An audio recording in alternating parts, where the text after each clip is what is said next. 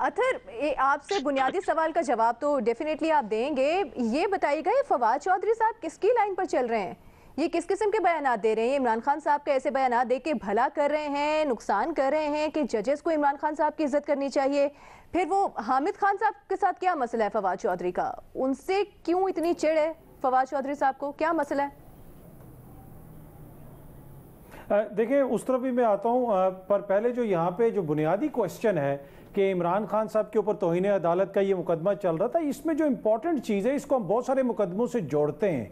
इमरान खान साहब ने पिछले भी अपने इंटरव्यू में कहा था कि उस दिन जब मैं अदालत में पेश हुआ, अगर अदालत मुझे मौका देती तो क्या पता मैं उधर ही माफ़ी मांग लेता, और उन्होंने ये भी कहा था। लेकिन मेरा इसमें पहले दिन से ये नुकता है कि ये दूसरे केसेस से कंप्लीटली डिफरेंट है। इमरान खान ने हमेशा अपने आप को अदालतों के सामने सबमिट किया है, उन्होंने कोई सुप्रीम कोर्ट के ऊपर चढ़ाई नहीं कर दी जिस तरह नून लीग ने की थी। यहाँ पे कस्टोडियल टॉर्चर का इशू है जो इस मुकदमे से बहुत बड़ा इशू है, उसके ऊपर इमरान खान साहब ने बात की थी। अब इसको राना शमीम साहब से जोड़ना या निहाल तलाल या दानियाल से जोड़ना, जो ये कह रहे थे कि हिसाब मांगने वालों पाकिस्तान में तुम्हारा योम हिसाब बना देंगे, करप्शन का मुबैना स्कैंडल आया था, यहाँ पे इंसानी हकूक का मसला था। और राना शमीम वाला जो केस है उसमें बाकायदा प्लानिंग के तहत लंदन में जाके उन्होंने अपना एफिडेविट बनाया, वहाँ से उन्होंने उसको सर्टिफाई करवाया या नोटरी पब्लिक से वहाँ से मोहर लगवाई जहाँ से नवाज शरीफ साहब के डॉक्यूमेंट्स के ऊपर मोहरें लगती हैं। तो वो तो एक प्रॉपर कैंपेन के तहत अदलिया के खिलाफ इदारे को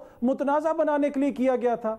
यहाँ पे इंसानी हकूक की खिलाफ वर्जी हुई, उसके ऊपर एक रिएक्शन आया, उससे आप डिसएग्री भी कर सकते हैं, उससे आप एग्री भी कर सकते हैं। मेरा अभी भी बुनियादी नुकता यह है कि वो जो कस्टोडियल टॉर्चर था वो इस मुकदमे से बड़ा और ज्यादा संगीन मसला है, उसके ऊपर बहस होनी चाहिए। लेकिन उसके हवाले से मतलब वो जस्टिफाई तो नहीं कर सकते ना कि इसको बुनियाद बनाकर उन्होंने एक जलसे के सामने खातून जज को धमकियां दी, जो अल्फाज इस्तेमाल किए थे वो काबिल मजम्मत थे।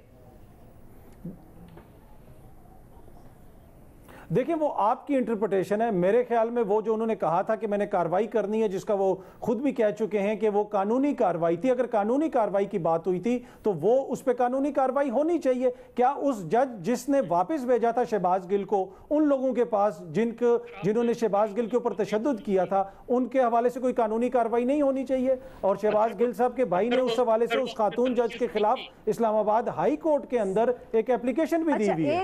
एक तो ये भी, इस पे भी बहस हो सकती है कानूनी कार्रवाई। दूसरा, आपको लगता है कि वो फोरम मुनासिब था जलसे में ये बात करना? मजहर साहब कुछ कहना चाह रहे हैं?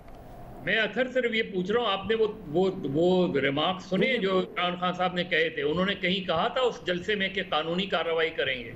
उनकी टोन क्या थी? उन्होंने क्या कहा था कि तुम्हारे खिलाफ भी सर जो है वो एक्शन लिया जाएगा? एक्शन का वर्ड इस्तेमाल किया उन्होंने, कानूनी कार्रवाई का वर्ड इस्तेमाल किया, तो उन्होंने बाद में एक्सप्लेन किया उसको। जी जी, और मैं उसी एक्सप्लेनेशन की बात कर रहा हूँ ना। अगर यहाँ पे मैं कोई वर्ड बोल रहा हूँ, हो सकता है कि हीट ऑफ द मोमेंट में मैं उस तरह आपको एक्सप्लेन ना कर सकूँ, लेकिन फिर मैंने एक्सप्लेन करना है ना, तो मैंने बताना है। वो यही कह रहे हैं कि जिस तरह मैंने पुलिस अफसरान के हवाले से बात की, इस खातून जज के हवाले से भी वही बात की, और उसके बाद फिर उन्होंने कानूनी कार्रवाई इनिशिएट भी की। इस्लामाबाद हाई कोर्ट के अंदर इस हवाले से दरख्वास्त दे चुके हैं बड़े मजमे के सामने, तो उसमें कोई भी कारकुन आपका प्रोवोक हो सकता है, जिसकी वजह से खातून जज की जिंदगी को खतरा भी था। ये बात भी हुई थी। देखें, जो उन्होंने कानूनी कार्रवाई, वो कहते हैं कानूनी कार्रवाई की बात की थी, लेकिन ये जो कंफ्यूज किया जाता है ना दूसरे केसेस के साथ कि वहाँ पे जजों को धमकियां दी गई थी, वहाँ पे जेआईटी वालों को धमकियां दी गई थी कि तुम्हारा योम हिसाब बना देंगे, पाकिस्तान की ज़मीन तंग कर देंगे। कोई खान साहब ने ऐसी बात की थी? उन धमकियों का किसी पे कोई असर नहीं होता। मसला ये है कि इनकी कोशिश है कि किसी ना किसी तरीके से साथ मिलाया जाए। बहुत सारे लोगों को उनकी उम्मीदें भी आज टूट गई हैं। वो ये समझ रहे थे कि नाअहल हो जाएगा, और अब अगली उम्मीद उनकी तोशा खाना है, और मुझे लगता है कि वहाँ से भी उनको मायूसी होगी।